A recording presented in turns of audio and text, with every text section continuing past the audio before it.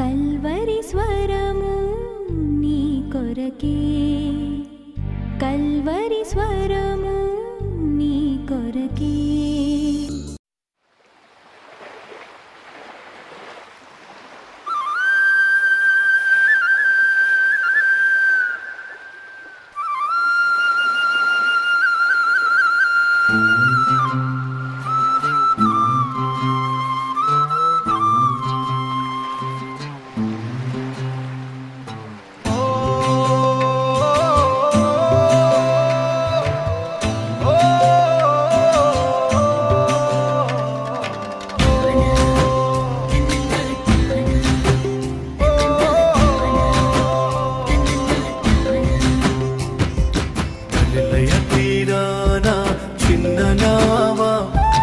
యేసయ్యా ఏర్పరచుకున్న నావా, గలిలయ తీరాన చిన్న నావా, యేసయ్యా ఏర్పరచుకున్న నావా.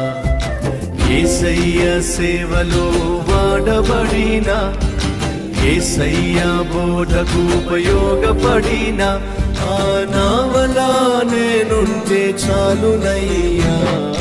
గలిలయ తీరాన చిన్న నావా, యేసయ్యా ఏర్పరచుకున్న నావా, గలిలయ తీరాన చిన్న నావా, యేసయ్యా ఏర్పరచుకున్న నావా.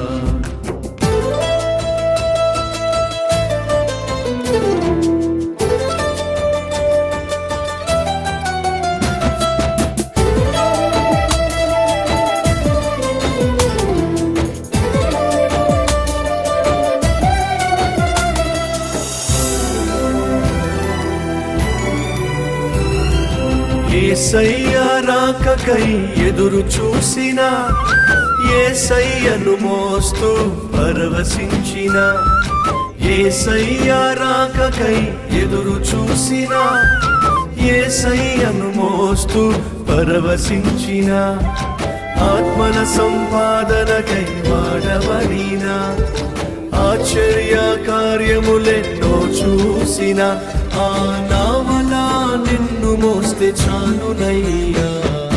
గలిలయ తీరాన చిన్న నావా, యేసయ్యా ఏర్పరచుకున్న నావా, గలిలయ తీరాన చిన్న నావా, యేసయ్యా ఏర్పరచుకున్న నావా.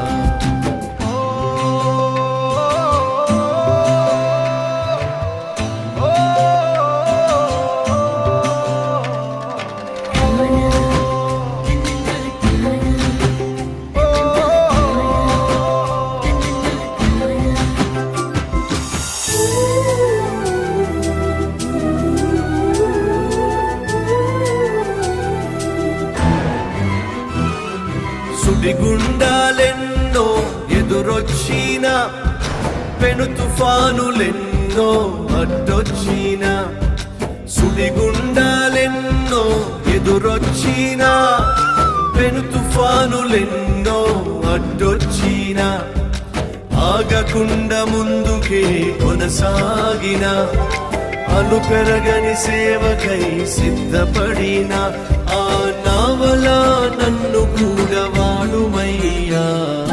గలిలయ తీరాన చిన్న నావా, యేసయ్యా ఏర్పరచుకున్న నావా, గలిలయ తీరాన చిన్న నావా, యేసయ్యా ఏర్పరచుకున్న నావా.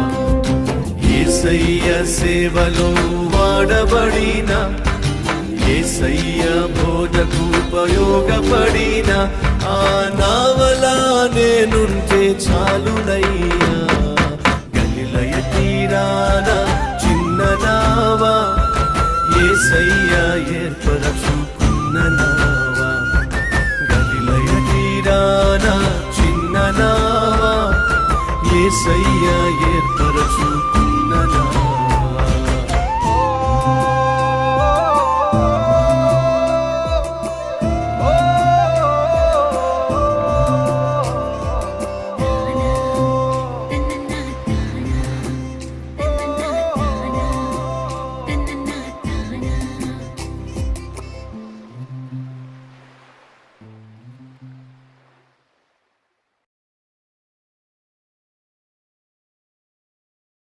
బైబిల్ సెలవిస్తుంది, కార్య ఆరంభము కంటే కార్య అంతము మేలు.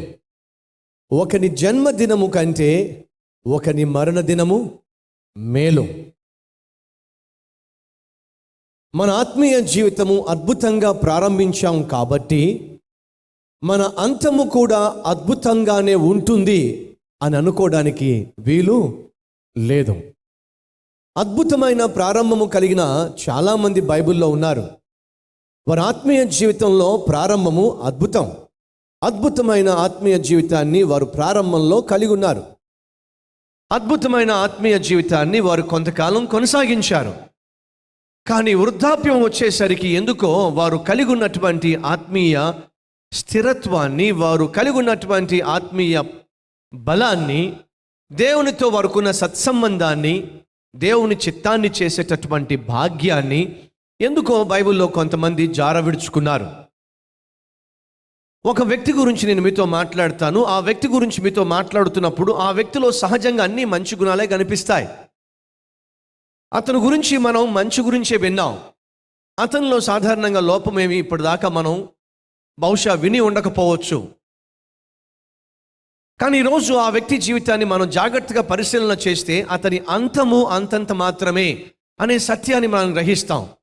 ఆ వ్యక్తి మామూలు వ్యక్తి కాదు. 25 సంవత్సరాలుగా తన తండ్రి విశ్వాసముతో, నిరీక్షణతో, ప్రార్థనతో ఎదురు చూడగా దేవుడు వాగ్దానము చేసినటువంటి వాగ్దాన పుత్రుడు. అతని పేరు చెప్తారు ఏమిటో? ఇస్సాకు. ఇస్సాకు దేవుని యొక్క వాగ్దానం చేయబడినటువంటి అబ్రహాము యొక్క పుత్రుడు. అబ్రహాముతో దేవుడు చెప్పాడు, నీకు సంతానాన్ని ఇస్తాను, నీ సంతానం ద్వారా సకల దేశములను, సకల జనులను దీవిస్తాను అని చెప్పి పిలిచినప్పుడు అబ్రహాము దేవుని మాటను విశ్వసించి నమ్మి దేవుణ్ణి వెంబడించాడు. అలా వెంబడించి దేవుని విశ్వసించి దేవుని యొక్క వాగ్దానం కొరకు నిరీక్షించిన ప్రతిఫలంగా ఇంచుమించు 25 సుదీర్ఘమైన సంవత్సరాలు ఎదురు చూడగా దేవుడు తను చేసిన వాగ్దానానికి ప్రతిగా చక్కని కుమారుణ్ణి అనుగ్రహించాడు. ఆ కుమారునికి ఇస్సాకు అనే పేరు కూడా పెట్టడం జరిగింది. ఇస్సాకు చిన్న బాలుడిగా పెరిగి పెద్దవాడై తండ్రి యొక్క అడుగు జాడల్లో నడుస్తూ, తండ్రి సేవించే దేవుణ్ణి సేవిస్తూ, తండ్రి వలె దేవునికి లోబడేవాడిగా మనకు కనిపిస్తాడు. ఒకనొక సమయంలో దేవుడు మాట్లాడి అబ్రహాముతో అంటున్నాడు, నీ ప్రియమైన, నీ ఒక కుమారుడైన ఇస్సాకును తీసుకొచ్చి నాకు బలి ఇచ్చేసేయి అని చెప్పి అబ్రహాముతో చెప్పాడు. ఏ తండ్రికైనా అది బహు కష్టం. ఏ తండ్రి కూడా చేతులరా తన కుమారుణ్ణి బలి ఇవ్వడం సాధ్యం కాదు. కానీ దేవుడు చెప్పాడు. దేవుడు తాను ఇచ్చిన కుమారుణ్ణి తిరిగి ఇమ్మంటున్నాడు, ఇవ్వాల్సిందే. అంతగా దేవునికి లోబడినట్టు అబ్రహాము తన కుమారుని తీసుకొని దేవుడు చెప్పినటువంటి కొండకు బయలుదేరిపోయాడు. ఆ కొండపైకి చేరిన తరువాత కట్టెలు పేర్చాడు, అన్ని ఏర్పాట్లు చేసేశాడు. కుర్రవాడు అడుగుతున్నాడు, నాన్న బలి కొరకు అన్ని ఏర్పాట్లు చేశావు కానీ మరి గొర్రెపిల్ల ఏది అని అడిగినప్పుడు తండ్రి విశ్వాసంతో కూడిన సమాధానం ఇచ్చాడు. ఏమిటంటే, యెహోవాయే చూసుకుంటాడు, యెహోవాయే ఈరే, యెహోవా ఈరే, ఆయనే చూసుకుంటాడు అని అంటూనే ఆ కుమారుని పిలిచాడు. బాబు నువ్వు ఇటురా. ఆ కుమారుడు అమాయకంగా వచ్చాడు. నీ చేతులు చాపు. 2 చేతులు చాపి ఉంటాడు. ఆ తండ్రి ఆ కుమారుని యొక్క 2 చేతులు కట్టడం మొదలుపెట్టుంటాడు. దయచేసి గమనించండి, ఇస్సాకును బలి ఇస్తున్నప్పుడు ఏ 5 సంవత్సరాలో 6 సంవత్సరాలో అని అనుకోవడానికి వీల్లేదు. బైబిల్ పండితులు సెలవిస్తున్నారు, ఆ సమయంలో ఇస్సాకు వయసు ఇంచుమించు 14 నుంచి 17 సంవత్సరాలు వయసు ఉండవచ్చు. సో అటువంటి టీనేజ్లో ఉన్న కుర్రవాడు, ఈ రోజుల్లో టీనేజ్లో ఉన్న కుర్రవాళ్ళని తండ్రి పిలిస్తే వస్తాడంటారా? మీ అబ్బాయిని మీరు పిలిస్తే వస్తాడంటారా? ఒరే ఇటురా అంటే వాడేమంటాడు, నువ్వేరా. ఈ రోజుల్లో పిల్లలు తల్లుల మాట, తండ్రుల మాట వింటున్నారంటారా? పిలిస్తే పలుకుతున్నారా? ఒకసారి పిలిస్తే పలుకుతున్నారా? ఒకసారి చెప్తే వింటున్నారా? దయచేసి గమనించండి. చిన్న పిల్లవాడే, 5 సంవత్సరాలు, 6 సంవత్సరాలు, 7 సంవత్సరాలు చిన్నవాడే ఒకసారి పిలిస్తే పలకటంలా, ఒకసారి ఒక పని చెప్తే చేయటంలా ఎన్నోసార్లు చెప్పాల్సి వస్తుంది. దయచేసి గమనించండి, అటువంటి కుర్రవాడు కాదు ఈ ఇస్సాకు. చిన్నప్పుడే తండ్రికి లోబడేవాడు.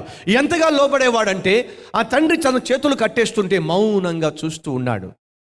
ఆ తండ్రి ఆ కుర్రవాడిని పడుకోబెట్టి కాళ్ళు కట్టేస్తుంటే గిలగిలా తన్నుకోకుండా మౌనంగా ఉన్నాడు. అర్థమైపోయింది, ఇప్పుడు నా తండ్రి నన్ను తీసుకెళ్లి బలి మీద పెట్టేయబోతున్నాడు, బలిపీఠం మీద పెట్టేయబోతున్నాడు. గొర్రె పిల్ల ఏదంటే దేవుడే చూసుకుంటాడని చెప్పి నన్ను తీసుకెళ్లి బలి ఇవ్వబోతున్నాడు అని ఆ కుర్రవాడు అర్థం చేసుకున్నాడు. 13, 14, 15, 16, 17 సంవత్సరాల మధ్యలో ఉన్నటువంటి ఆ కుర్రవాడు ఆ తండ్రి ఆ విధంగా కట్టేస్తున్నప్పుడు ఎలా మౌనంగా ఉండగలడు, ఎలా సహించగలడు అడుగుతున్నా. ఈరోజు వాక్యం వింటున్న సహోదరులు, అలాగే చెల్లెళ్ళు, ఒకవేళ మీ వయసు 13 సంవత్సరాల నుంచి 14 సంవత్సరాలు 17 సంవత్సరాల మధ్యలో ఉంటే, మీ నాన్న ఒకవేళ నిన్ను బలి ఇవ్వడానికి ఏర్పాటు చేసుకున్నట్లయితే, అన్ని ఏర్పాట్లు చేస్తే నువ్వు మౌనంగా ఉంటావా? అసలు మీ నాన్నకు దొరుకుతావా? ఆలోచన చేయండి. ఆనాడు ఆ కుర్రవాడు తన తండ్రి దేవుని చిత్తం చేస్తున్నాడు.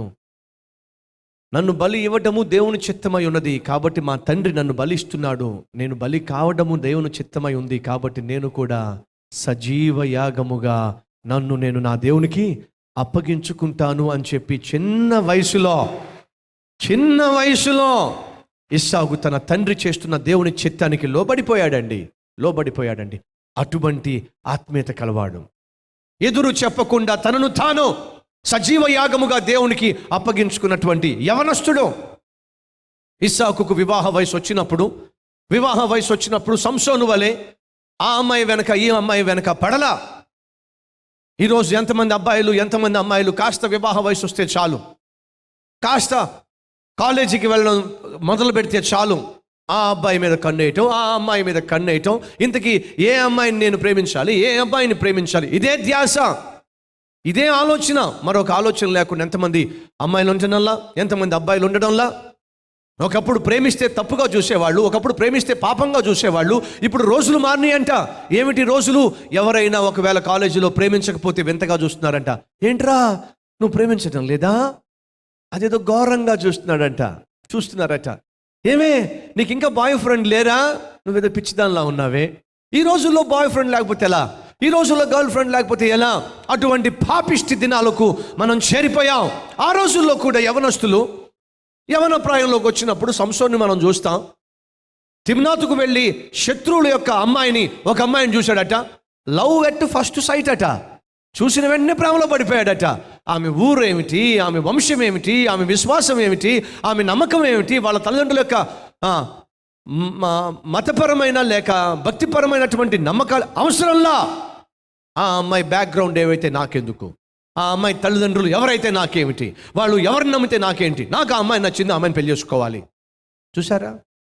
అలా యవన ప్రాయం వచ్చినప్పుడు ఎవరో తొందర చేస్తున్నప్పుడు ఆ తొందరకు లొంగిపోయిన వాడు కాదు ఈ ఇస్సాకు. తన తండ్రికి సంపూర్ణంగా ఆ అధికారాన్ని ఇచ్చేశాడు. నాన్న, దేవుని చిత్తమే నువ్వు చేస్తావు గనుక, దేవుని ఇష్టమే నువ్వు నెరవేరుస్తావు గనుక, నేను దేవుని బిడ్డను గనుక దేవుడే నాకు చక్కని అమ్మాయిని ఏర్పాటు చేస్తుంటాడు, ఆ అమ్మాయిని నాకు అనుగ్రహిస్తాడు, మీరు మీ యొక్క పద్ధతి ప్రకారమే చక్కని అమ్మాయిని చూడండి అనేటటువంటి ఆత్మీయతను కనపరిచాడు. అబ్రహాము వృద్ధాప్యానికి వచ్చినప్పుడు తన కుమారునికి వివాహ వయస్సు ఉందని గ్రహించి ఏం చేశాడు? ఇంచుమించు 750 కిలోమీటర్లు దూరాన ఉన్నటువంటి తన బంధువుల ఇంటికి తన సేవకుడిని పంపించాడు. నువ్వు వెళ్ళు, నీకంటే ముందుగా నా దేవుడు వెళ్తాడు, నా కుమారునికి తన చిత్త ప్రకారమే చక్కని అమ్మాయిని దేవుడే అనుగ్రహిస్తాడు, నువ్వు వెళ్ళు అని వివాహ విషయంలో బహుశ్రద్ధ వహించాడు ఆ తండ్రి. అలా బహుశ్రద్ధ వహించి తన దాసుని పంపిస్తే ఆ దాసుడు వెళ్ళి రిబ్కాను తనతో పాటు తీసుకొచ్చినప్పుడు ఏం చేస్తూ ఉన్నాడు యవనస్తుడైనటువంటి ఇస్సాకు బైబిల్లో ఉంది. ఏం చేస్తున్నాడో బైబిల్లో మనం చూస్తాం. 24వ అధ్యాయము 63వ వచనము. సాయంకాలమున ఇస్సాకు పొలములో ధ్యానింప బయలు వెళ్ళి కన్నులెత్తి చూచినప్పుడు ఒంటెలు వచ్చుచుండెను. రిబ్కా కన్నులెత్తి ఇస్సాకును చూచి ఒంటె మీద నుండి దిగి ఏం చేస్తున్నాడట? వివాహము కానటువంటి యవనస్తుడైనటువంటి ఇస్సాకు వివాహం కాక మునుపు ఏం చేస్తున్నాడట? బైబిల్ సెలవిస్తుంది, సాయంకాలం మందు ధ్యానించడానికి వెళ్ళాడు. సమయాన్ని పాడు చేసుకోవడం ఇస్సాకుకు తెలియదు. యవనస్తుడైనప్పటికీ కూడా సమయాన్ని సద్వినియోగపరుచుకుంటున్నాడు. దేవునితో సహవాసం కలిగి ఉండడానికి ప్రార్థనా జీవితాన్ని ఏర్పరచుకున్నాడు. వ్యక్తిగతంగా దేవునితో సహవాసం కలిగి ఉండడానికి ధ్యాన సమయాన్ని ఏర్పరచుకున్నాడు. అడుగుతున్నాను, ఈరోజు మన మధ్య ఎవరైనా అటువంటి ఆత్మీయత కలవారు ఉన్నారా? నేను నా దేవునితో కలుసుకుంటా ఒక ప్రత్యేకమైన గడియలో, నాకంటూ దేవుణ్ణి కలుసుకోవడానికి ఒక సమయం ఏర్పరచుకున్నా. ఇస్సాకు తన జీవితంలో సాయంకాలము దేవుణ్ణి కలుసుకోవడానికి సమయాన్ని ఏర్పరచుకున్నాడు. ఒకవేళ మీకు అలవాటు లేకపోతే మన కల్వరి టెంపుల్లో మార్నింగ్ 5 గంటల నుంచి 6 గంటల వరకు దేవునితో ఒక గడియ అనేటటువంటి అద్భుతమైన మార్నింగ్ డివోషన్ స్టార్ట్ చేశాం. ఉదయమే లేచిన వెంటనే దేవునితో మాట్లాడడం, దేవునితో సమయం గడపడం, దేవుని సన్నిధిలో గడపడం, ఆయన వాక్యం వినడం, ఆయన ప్రార్థన చేయటం, మనల్ని మనం ఆయనకు అప్పగించుకోవడం ఎంత ధన్యతో, ఎంత ఆశీర్వాదమో. కాబట్టి మన కల్వరి టెంపుల్లో మార్నింగ్ 5 నుంచి 6 o'clock వరకు మొట్టమొదటి గడియ దేవునితో గడపాలని చెప్పి దేవునితో ఒక గడియ అనేటటువంటి అద్భుతమైనటువంటి మార్నింగ్ డివోషన్ స్టార్ట్ చేశాం. మీలో ఎంతమంది మరి రాగలిగి కూడా రాకుండా మౌనంగా ఉంటున్నారు నాకు తెలియదు, కానీ ఎంతోమంది వస్తున్నారు, ఆత్మీయంగా ఎంత బలపడుతున్నారో. మన జీవితంలో ఆత్మీయతకు చోటిస్తున్నామా, ప్రార్థనకు చోటిస్తున్నామా, వాక్యాన్ని మరింతగా ధ్యానించడానికి మన జీవితాలు కట్టుకోవడానికి మనం చోటిస్తున్నామా ఒక్కసారి ప్రశ్నించుకోండి. ఇస్సాకు దిక్కుమాలిన వాడు కాదు, ఆస్తిపాస్తులు లేనివాడు కాదు, అనామకుడు కాదు, అన్నీ ఉన్నవాడే, ఆత్మీయమైన తండ్రికి పుట్టినవాడే, వాగ్దాన పుత్రుడే, ఆస్తిపరుడే, అయినా దేవునితో సమయం గడపాలి, నా జీవితాన్ని దేవునికి అంగీకారంగా ఎప్పటికప్పుడు జాగ్రత్త పరుచుకోవాలి అనేటటువంటి ఆత్మీయత కలిగి సాయంకాలం అయ్యేసరికి దేవుని సన్నిధిలో గడుపుతాడట. ఉన్నారా మన మధ్య అటువంటి ఆత్మీయత గలవాళ్ళు? లేకపోతే ఈరోజు అలవర్చుకోండి. లేదా కనీసం మార్నింగ్ 5 గంటల నుంచి 6 గంటల వరకు మన మందిరంలో జరిగే ప్రార్థనలోనైనా పాలు పంచుకోండి. దేవుని సన్నిధికి వచ్చి కనిపించండి. ఆదివారపు క్రైస్తవులుగా మిగిలిపోమాకండి. బైబిల్లో మనం చూస్తాం, ఆ దినము అనగా ప్రభు వచ్చే దినము ఆసన్నమగు కొలది ఎంత ఎక్కువగా మీరు సమాజంగా కూడుకోగలరో, ఎంత ఎక్కువగా ఒకరిని ఒకరు బలపరుచుకోగలరో, అంత ఎక్కువగా దేవుని సన్నిధికి రమ్మని చెప్పి పౌలు రాయలేదా ఏప్రిల్ రాసిన పత్రికలో? ఎస్, అంచె దినాల్లో మనం జీవిస్తున్నాం. సైతాను యొక్క కుతంత్రాలు, సైతాను యొక్క తంత్రాలు రోజు రోజుకు పెరిగిపోతున్నాయి. వాటన్నిటిని ఎదిరించాలంటే, వాటన్నిటిని జయించాలంటే మనకు ప్రార్థన కావాలి, దేవుని యొక్క సహవాసం కావాలి, మనతో పాటు ప్రార్థన చేసేటటువంటి సహోదరులు సహోదరులు కావాలి. ఇస్సాకు ఎవరయ్యా అంటే యవ్వన ప్రాయంలో దేవుని సన్నిధిని గౌరవించేవాడు, ఆయన సన్నిధిలో గడపడానికి పరుగులు తీసేవాడు. అటువంటి యవనస్తులు మన మధ్య ఉంటే ఎంత బాగుంటుంది. తన భార్య లేక తనకు కాబోయే భార్యను తీసుకురావడానికి దాసుడు వెళ్ళినప్పుడు, ఆమె వస్తున్నప్పుడు ఎటువంటి స్థితిలో ఇస్సాకు కనిపిస్తున్నాడు? ప్రార్థించే స్థితిలో, దేవుని సన్నిధిలో ధ్యానించేవాడిగా మనకు కనిపిస్తున్నాడు. ఒక ఆత్మీయుడు. ఇస్సాకు అలాగే రిబ్కా వివాహం చేసుకున్నారు, ఒక కుటుంబంగా ఏర్పడ్డారు. అలా కుటుంబంగా ఏర్పడినప్పుడు ఆ రిబ్కా కూడా చేసుకోబోయే వ్యక్తి ఎవరో తెలియదు, ఎలా ఉంటాడో తెలియదు. ఆ రోజుల్లో ఫోటోగ్రాఫులు లేవు, ఆ రోజుల్లో కెమెరాలు లేవు, ఆ రోజుల్లో సెల్ ఫోన్ లేవు, ఆ రోజుల్లో ఈమెయిల్లో ఫోటోలు పంపించిన అవకాశము లేదు. ఇస్సాకు ఎలా ఉంటాడో రిబ్కాకు తెలియదు, రిబ్కా ఎలా ఉంటుందో ఇస్సాకుకు తెలియదు. అయినా సరే వాళ్ళకు ఒకటి తెలుసు, ఏమిటి? మేము దేవుణ్ణి నమ్ముతున్నాం కనుక ఎవరినైతే దేవుడు తీసుకొస్తాడో ఆ వ్యక్తి తప్పనిసరిగా నాకు అనుకూలమైన ఆశీర్వాదకరమైన వ్యక్తిగానే దేవుడు తీసుకొస్తాడు అనే నమ్మకం ఇస్సాకుకు ఉంది. అదే నమ్మకము రిబ్కా కూడా కలిగి ఉంది. ప్రియ సహోదరులు సహోదరులు, ఎవరు వస్తారో, ఏ అమ్మాయి వస్తుందో, ఏ అబ్బాయి వస్తాడో, ఎవరు నాకు భర్తగా, ఎవరు నాకు భార్యగా వస్తారో అనే భయము కలిగి ఉండమాకండి. మీ యొక్క భవిష్యత్తు దేవుని చేతిలో ఉంది, మీ వివాహము కూడా దేవుని చేతిలో ఉంది. దేవుడు తాను చిత్తగించిన వ్యక్తిని తగిన సమయంలో తీసుకొచ్చి మీకు జీవిత భాగస్వామిగా అనుగ్రహిస్తాడు. ఆ విశ్వాసము కలిగి ముందుకు సాగని తప్ప నిరుత్సాహపడడానికైనాను లేదా నిస్పృహకు లోనవడానికైనాను వీలు లేదు. తగిన సమయంలో ఇస్సాకుకు రిబ్కా భార్యగా జతపరచబడింది, కుటుంబంగా ఏర్పడ్డారు. మరి కుటుంబంగా ఏర్పడిన తర్వాత వారి యొక్క ఆత్మీయ జీవితం ఎలా ఉంది జాగ్రత్తగా పరిశీలన చేస్తే, ఆత్మీయులుగా ఉన్నటువంటి ఈ భర్త భార్యలు, దేవుని బిడ్డలుగా ఉన్నటువంటి ఈ భర్త భార్యల యొక్క జీవితంలో ఓ సమస్య వచ్చి పడింది. అదేమిటి? ఆత్మీయంగా ఉన్నప్పటికీ సమస్యలు వస్తాయా? దేవుని చిత్తం చేసినప్పటికీ సమస్యలు వస్తాయా? దేవుని చిత్త ప్రకారమే వివాహం జరిగినా సరే ఆ కుటుంబంలో సమస్యలు వస్తాయా? ఎస్. నువ్వు దేవుని చిత్తం చేసినంత మాత్రాన, దేవునికి అంగీకారంగా జీవించినంత మాత్రాన, యథార్థంగా నిజాయితీగా జీవించినంత మాత్రాన కష్టాలు నష్టాలు రావు అని మాత్రం అనుకోవద్దు. ఇస్సాకు రిబ్కా దేవుని చిత్త ప్రకారమే జతపరచబడినప్పటికీ ఆ కుటుంబంలో సమస్య వచ్చి పడింది.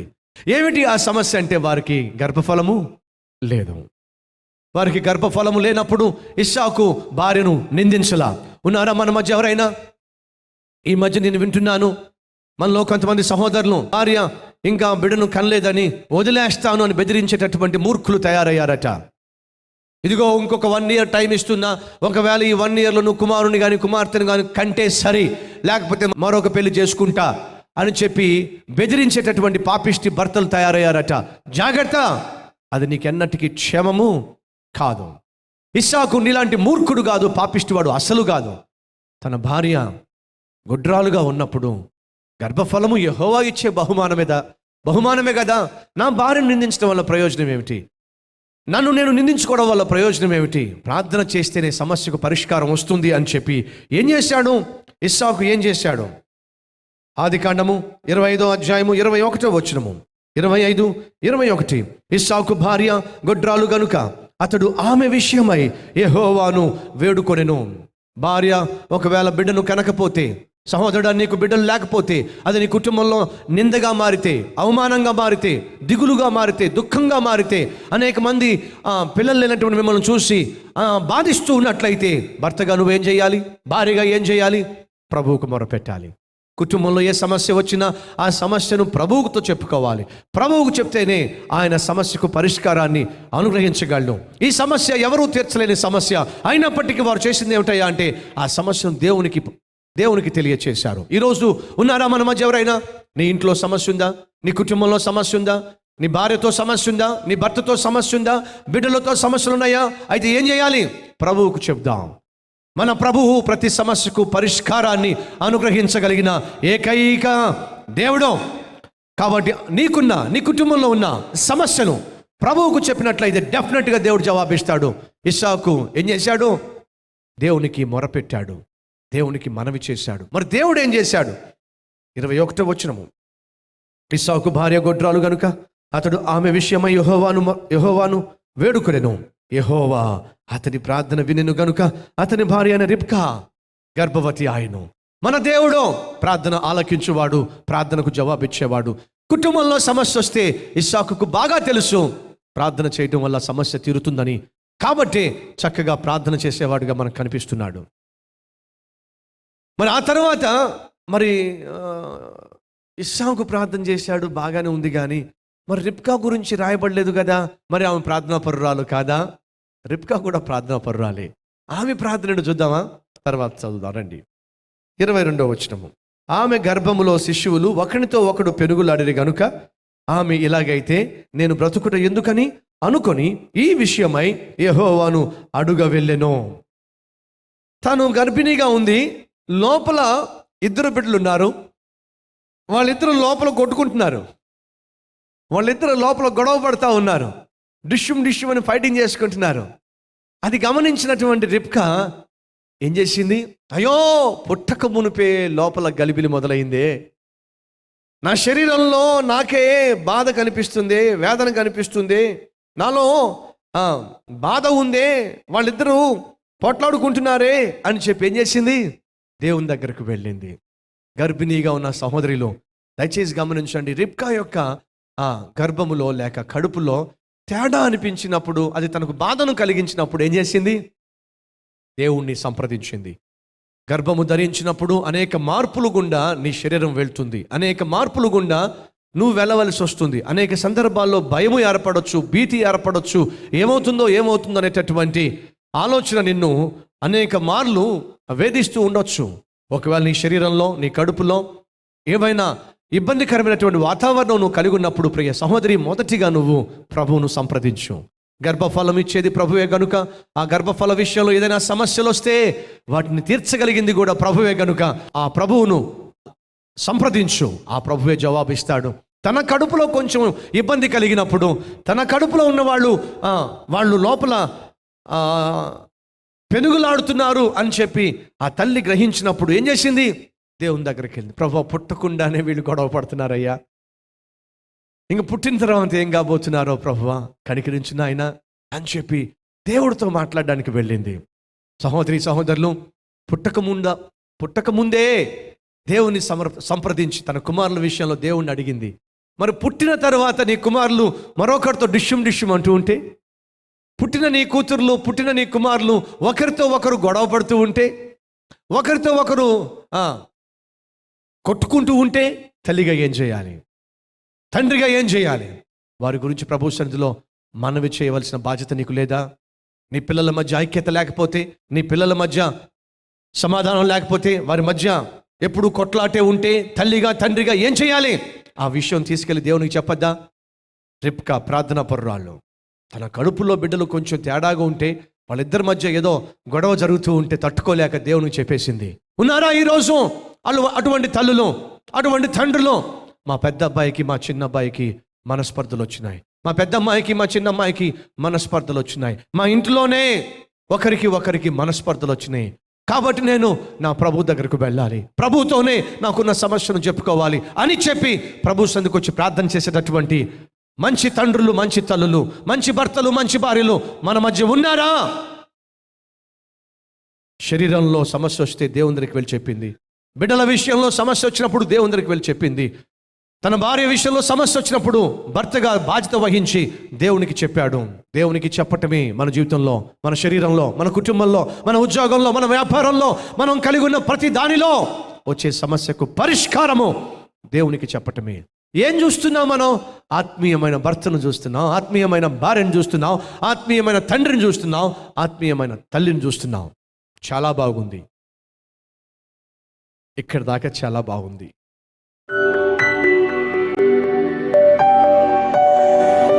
ప్రియ సహోదరుడా, సహోదరి, ఇస్సాకు ఎంత అద్భుతంగా ప్రారంభించాడు. బాలుడుగా ఉన్నప్పుడే సజీవ యాగముగా తనను తాను దేవుని యొక్క చిత్తానికి అప్పగించుకున్నాడు. యవ్వన ప్రాయంలో దేవుని సన్నిధిని ఎంజాయ్ చేసేవాడు.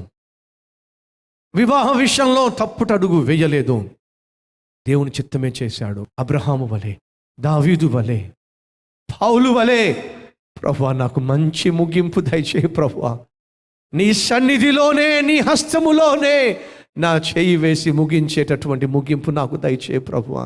తెలుపుము నా ఆయువు ఎంతో, తెలుపుము నా అంతం ఎలా ఉందో. ఒకవేళ నీ చిత్తానికి వ్యతిరేకంగా జీవించి ఈ లోకాన్ని మరణిస్తే, ఈ లోకంలో మరణిస్తే అది నాకు క్షేమము కాదు. నీ చిత్తము చేస్తూనే, పరిశుద్ధంగా జీవిస్తూనే, నిన్ను సేవిస్తూనే, నిన్ను వెంబడిస్తూనే ఈ లోకయాత్ర ముగించి నీతోనే ఈ లోకాన్ని విడిచి పరలోకంలో అడుగుపెట్టే భాగ్యాన్ని నాకు, మా అందరికీ దయచేయమని యేసు నామములో వేడుకుంటున్నాం తండ్రి. ఆమేన్.